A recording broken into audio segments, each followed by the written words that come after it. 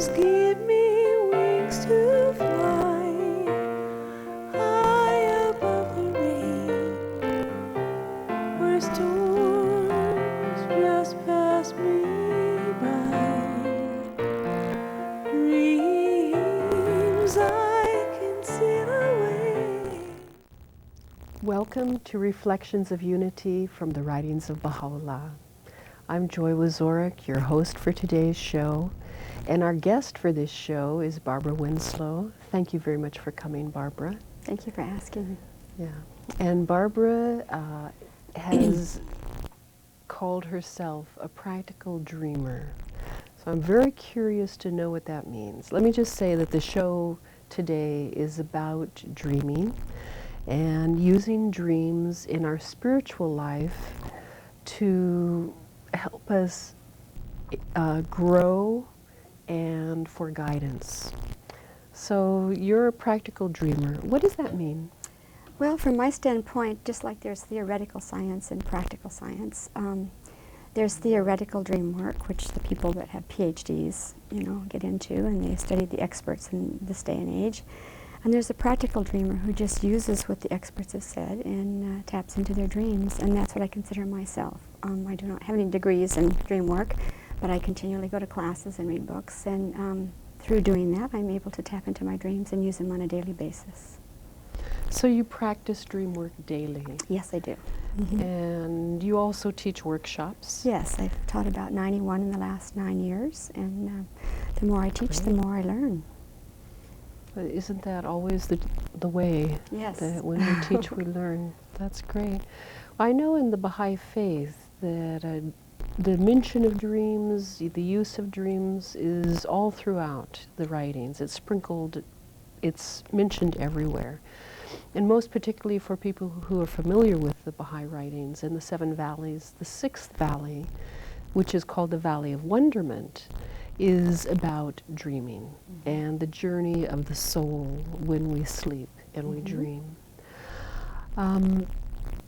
Can you tell me what it says in the Baha'i writings about the types of dreams that there are?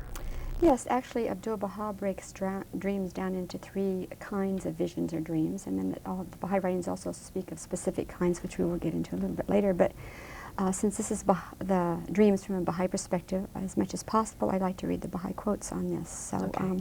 This quote is from the Star of the West, and it's Abdu'l-Baha, who is the son of the prophet founder Baha'u'llah, and he talks about 3 kinds of visions or dreams. First are those that arise from overexcited nerves or distorted stomach and of no use whatever. The second is when God sends a revelation to a soul that is not entirely pure from the world. To such ones he sends visions and symbols and signs, and these need an interpreter. And the third is when a soul is severed from the world, receives a revelation from God. In this station everything is pure and clear and needs no explanation. So on any given night we could have a dream that means nothing or is for our guidance. Yes, that's correct. And usually the ones that mean nothing are when you have a pizza before you go to sleep, or you watch a horror movie or something like that, and it's very obvious the type of dream you had has to do with that. Yeah. But more often than not, they come in signs and symbols. And in the past, when this was written back in 1923, we did need an interpreter. But today there's hundreds of books written on symbols and signs and dreams, and if you want to put forth any effort at all, you can interpret your dreams yourself. And this was written in 1912? This was 1923. So, back then they didn't have books written on signs and symbols. Oh, it was printed in 1923 in the Stars of the West. Right, that's true. It was printed, in the Star of the West. So back then they did not have probably too many books on interpretation and signs and symbols, and now we do. Yeah. Well, can you give me some examples of those 3 types of dreams, or the other 2 types? Well, signs and symbols are just, for example, if you have, I think we mentioned this before, if you dream of bugs crawling on you, something's bugging you. If there's a dragon in your dream, you're fighting your own, your inner self or your own difficulties in life. They're just pretty simple in most cases. The third type is just a message directly from God that doesn't need an interpretation, and of course, these aren't real common, but many people have had those where the message is very clear and it doesn't need to be interpreted. There's no signs or symbols. Yeah. So. Yeah. Those are the ones that we wish for. Yes, right. And actually the Baha'i writings give us a lot of ways so we can tap into this third type of dreams, which we'll share with people tonight. Okay. So dreams have different kinds of functions. There are dreams that tell us about our future, like we'll dream something and it says in the Baha'i writings that maybe 10 years later we might see that come to pass, or maybe the next week. That's right. So tell me about those. Okay, actually the quote in the Baha'i writing says, and I've shared this quote in an earlier time, but it says, this is from the Seven Valleys, and it says, "How is it that in the outer world thou seest the effect of a dream, when thou dost vision it in the world of sleep some 10 years past?" And then again in Gleanings from the writings of Baha'u'llah it says, "Verily I say that the human soul is exalted above egress and regress. It is still and yet it soareth, it moveth and yet is still. It is itself a testimony that beareth witness to a world that has neither beginning nor end. Behold how the dream thou hast dreamed is, after a lapse of many years, reenacted before thine eyes." And of course what this means is the soul has the capacity during sleep to free itself from the body, or the bird, from the Baha'i perspective, has the capacity to free itself from the cage. So it can go to other dimensions that have nothing to do with time or space. Right. That's very interesting. And anyway, sometimes we wish we had those dreams, and sometimes we wish we didn't have those That's dreams. Right. They're not necessarily what we want to hear, but they're always very informative. An example of a dream that told of the future, and one that's quite familiar with people, is Lincoln's dream. And I will read this as it came out of the World of Dreams. It's fairly well known to most people, but not everyone has heard of it, and it's his dream about his assassination. It says, "About 2 weeks before John Booth's bullet struck Abraham Lincoln in Ford's Theater, Lincoln dreamed that he heard subdued sobs, as if a number of people were weeping. Curious about the origin of these sobs, he left his bed and wandered downstairs from room to room, continuing to hear the same mournful sobs along the way.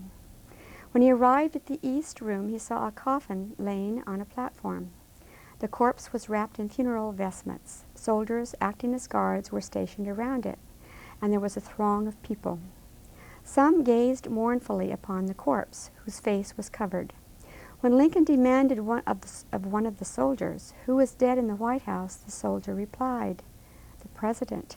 He was killed in an assassination." The loud burst of grief from the crowd when they heard this woke Lincoln from his dream.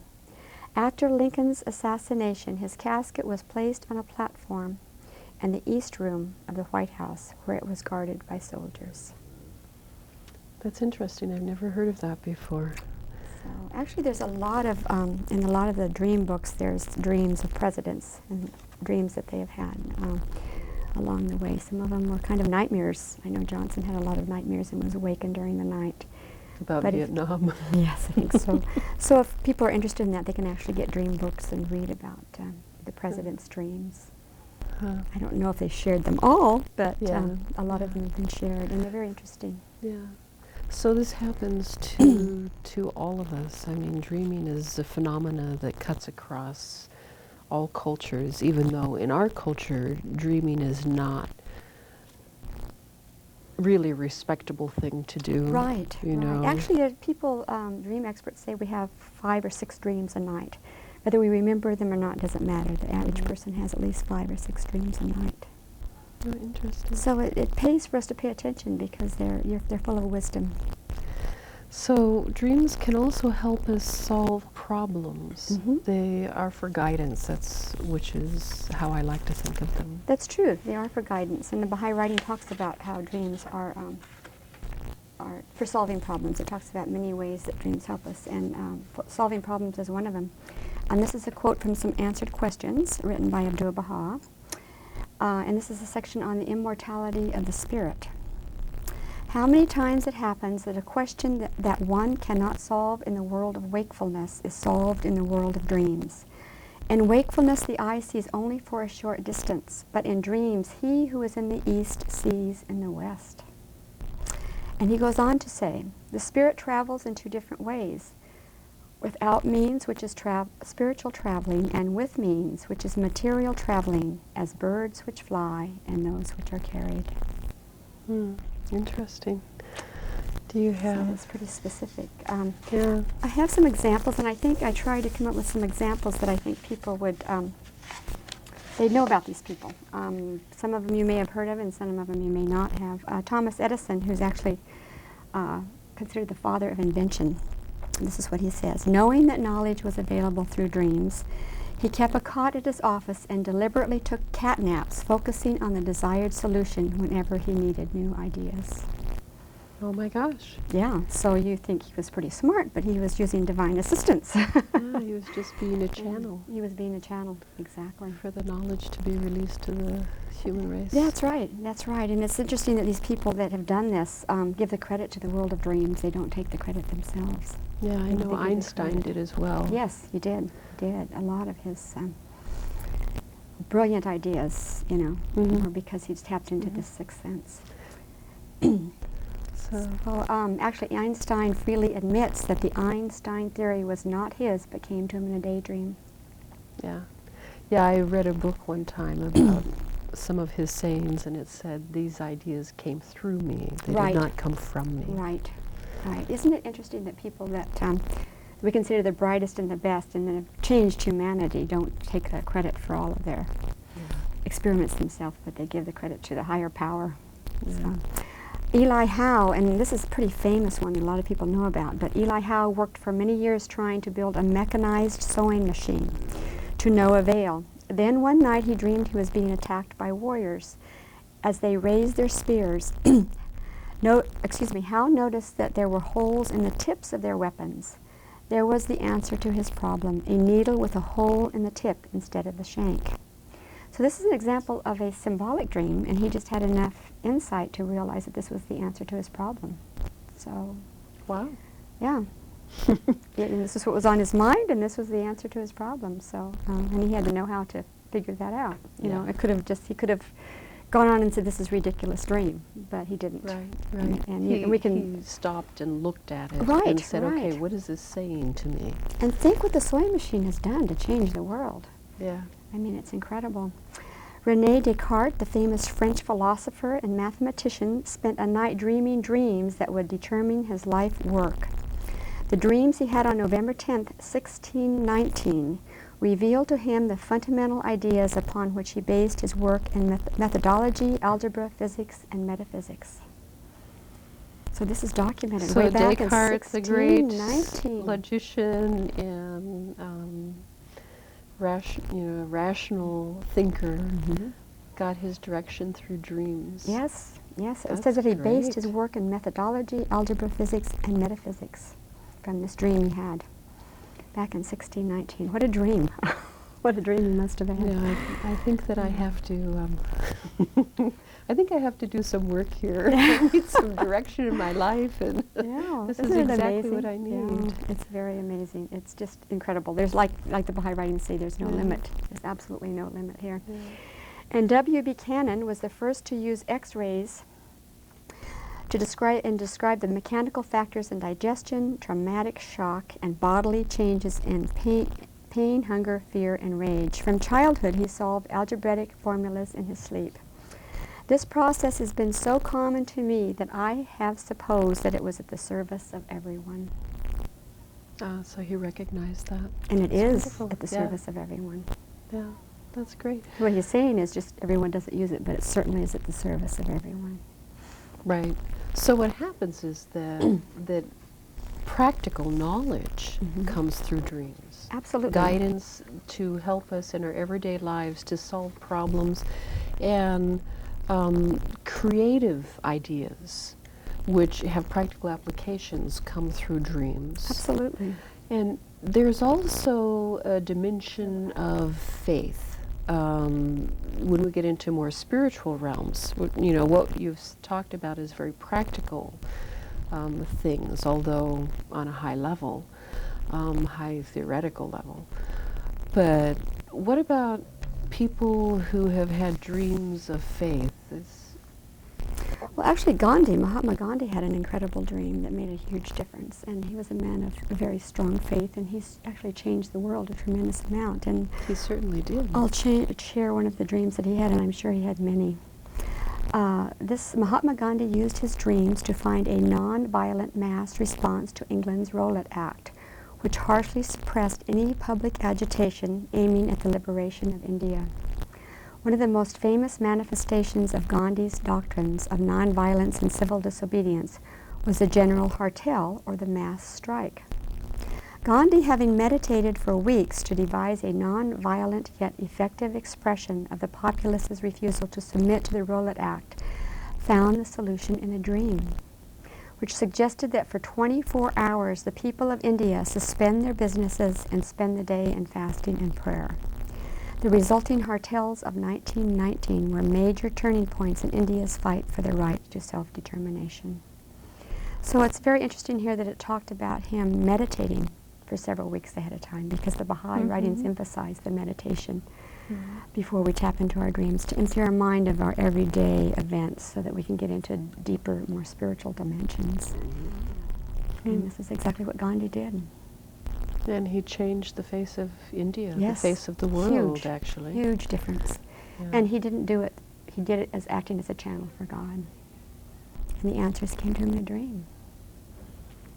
I didn't Amazing, know isn't it? this. Yeah, it is Actually, there's a amazing. book written on dreams, and it said, I was trying to remember the title of it, I can't remember it exactly, but it's about how history has been changed by dreams. And it's, many people like Gandhi who's had dreams and Wow. acted upon them, and it's made a difference historically in the world. So, let's see. When you talk about dreaming, something that I know, actually there's been a lot of movies recently about communication with the dead, and it's one of the things that people either pray for or fear, is that their dead relatives or their dead wife is going to come back to them. What does the Baha'i Faith say about that? The Baha'i Faith does talk about communication with the deceased. I don't know that it happens a lot or on a regular basis, but the stories that I've heard from firsthand from people that have had these experiences, were often family members of the martyrs that were killed in our faith. And Martyrs, they're explain like- that. right, the martyrs came to them in their dreams for one reason or another. Okay, martyrs are... Martyrs are people that actually died for the faith. They would not recant being Baha'is, and they wound up giving their lives for the faith. And of course, every major religion has had martyrs, and our faith is no exception. So this is in Iran where the faith started. Right, and there were about 20,000 Baha'is that were killed because they would not recant. And many of the people whose the relatives of these martyrs have had dreams of their relatives. And one of the stories that I heard was in Green Acre was a young man whose dear friend had been martyred for the faith. And several weeks later, he had a dream of his friend. And his friend came to him in a dream, and he said, "Next Thursday, I want you to take 1 white rose, 2 pink roses, and a red rose to my wife." And that was the extent of the dream. And so the man did what he was told, and he took the roses to the wife on the following Thursday. And when he delivered them to the door, and the wife opened the door, she started crying. And he said, "Well, what is it? What's wrong?" And she said, "It's our anniversary. And on our anniversary, my husband always gave me a white rose, and our daughters the 2 pink roses, and our son the red rose." And of course, you can believe this or not believe it, but it really affected the man, who did this. And he really did believe earnestly that this was a message from his deceased friend. Now, I don't know why he didn't come to the wife, but sometimes it's a matter of opening ourselves up to this. I don't know. We don't understand that dimension. But I've heard many, many stories of martyrs, and we could probably just do a whole show just on that. But that was one of them that really touched my heart. That's because a it was so wonderful specific. story. Yeah, It yeah. was real specific. And it's something the man wouldn't have known. No, there's no way. He didn't even understand it when he delivered the roses. He didn't Yeah. understand it till the wife explained to him that it was their anniversary. Yeah. So, So it would appear that there is communication between this world and the next world right, through and the writings do dreams. speak of that there's communications between the two worlds. So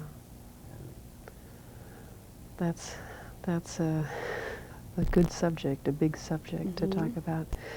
But tell me about what some of the other religions say about dreams. Well, actually, every one of the major religions speaks of dreams. In the Jewish tradition, in the Talmud, there's a quote that says, "An uninterpreted dream is like an unread letter," Oh, that's great. which is pretty powerful. It's one short sentence, but it says a lot. And many Jewish men wrote the Talmud, and I'll just give you a few quotes from this particular book. These The are mostly- Talmud. The Talmud. I think that's how you pronounce Talmud. it. Talmud. The Talmudic texts is what it's called. But this is one of the quotes, and it says, "A man is shown in his dreams what he thinks in his heart." Another quote is, "Dreams express the constant antagonistic struggle between the good and the higher inclinations in personality and the immoral and impure impulses." It was recognized that the king's dreams were particularly important because the action he took as a result of the dream could influence the larger movements of history, which of course we see in the Bible. Yes, I was just thinking about Solomon and David and all those guys. Right. That was a really important Yeah. part of the Bible. Dreams are spoken of in the 63 volumes of the Talmud, the collection of rabbinical literature that connects the Old Testament with contemporary Judaism. It represents the contributions of over 2,000 scholars from various countries. So you see, this is many people from the Jewish religion that contributed to this. And they all spoke of dreams to some degree or another, and they all had a little bit different take on it. But they all agreed that it was the spiritual dimension. So and I just give you a few of those quotes. So it's in Judaism, there's a real direction as to using, like it said, an uninterpreted dream is like an unread letter. Yeah, it's like That's an unread great. letter. Isn't that incredible? Yeah. Will we ever not read a letter? You know, we would wonder what was in the letter, wouldn't we? Only if I lost it. Yeah, right. And then we would still wonder what was in the letter. Yeah. So I think that's a good indication of how important dreams are. Yeah, so they're messages to us. And in the Bible, there's over 700 dreams and visions in the Bible, all showing an important connection to the lives, problems, and the well-being of the people involved. And this is a quote from Reverend John Sanford, who is the author of Dreams, God's Forgotten Language, and this is a fairly popular book in the Christian bookstores. And he says, "Every major writer in the first 4 centuries regarded dreams as the one way that God offered healing and guidance to mankind. The book of Revelations is a compilation of John's dreams and visions while he was in exile." The whole book of Revelations is a compilation of John's dreams. It illustrates his growth in consciousness as he sought through meditation and prayer, which is what the Baha'i writings encourage us to do, to fully comprehend the manifestation of the Holy Spirit in his life. See the similarity here? Yeah, it's the same. It's the same. And it seems the purity of the vessel with the great men of history, the inventors, the leaders, and the religious people, it seems like purity of spirit, and clarity is really important. Absolutely, and the Baha'i writings emphasize that. Yeah, and that comes really through meditation. We've got about 3 minutes left. What about the indigenous peoples? I know that they use dreaming a lot They do. as guidance. They really do. It's very important in their lives, and we've learned a lot from the indigenous people. I'll give you a quote from Ronald Takaki's book. It's called A Different Mirror, and it's about the history of multicultural America. And this is a dream that an Indian prophet had many years ago. Who? This is a Indian prophet from the Ojibwa tribe, I think is how you say it. But he had this dream before the actual coming of the white people to this country. And the dream was, men of strange appearance have come across the great water. Their skins are white like snow, and their faces on their faces long hair grows. They will come here in wonderful large canoes, which have great white wings like those of a giant bird. Remember, they had never seen sailboats or white men. Yeah. The men have long and sharp knives, and they have long black tubes, which they point at birds and animals. Or had they seen a gun? The tubes make a smoke that rises into the air like the smoke from our pipes. From them come fire and such terrific noise that I was frightened even in my dream. So hear the sounds of the guns even in his dreams. So he really saw the white man before they got here. Yeah, yeah. Very interesting. Very interesting. And, well, I know there are so many prophecies and visions that the Indians have had over the years. What would you like to say in summary for this show? We've got about 2 minutes left. Actually, I'd like to read, I think I have time to read the story from an American Indian grandmother. Okay. She's telling the story to her grandson. In their dreams, the old ones saw that the Indian would go through a very hard time, that they would lose their spirit and they would be split into many parts by the different kinds of religion of the white men. Like the white men, they would try to find what these strange people call success. But one day the Indians would begin to wake up, and the old ones told me, they would see that those white people who chased around after personal pleasure left behind the truly important things in life. The Indians would see that their people in the old days were in tune with something far more wonderful, the spirit of life. And you must realize that this is not all the old ones saw in their dreams. They saw that just when the Indians seemed to be all becoming more like the foolish white men, just when everybody thought that they had forgotten about the ancient days, at that time a great light would come from the east. It would come into the hearts of some of the Indians, and they would become like the prairie fire, spreading not only love between all races, but also between the different religions. This light you must find, O son of my son, my beloved, and I believe that when you seek for your vision on the mountaintop, you will be told how to find it, for it will be something so big and so wonderful that in all the peoples of the world, that all the peoples in the world can find shelter. And in that day, all the little circles will come under one big circle of understanding and unity. And as she stopped talking, the old woman and the boy looked to the east, and they saw a great rainbow flaming in the sky where a thunderstorm had passed. The rainbow is a sign from him who is in all things, said the wise one. It is a sign of the union of all peoples like one big family. Go to the mountaintop, child of my flesh, and learn to be the warrior of the rainbow. For it is only by spreading love and joy to others that hate in this world can be changed into understanding and kindness, and war and destruction shall end. That's beautiful. We've run out of time. Thank you so much for joining us on this show, Reflections of Unity from the Writings of Baha'u'llah, and we'll see you next show. Dreams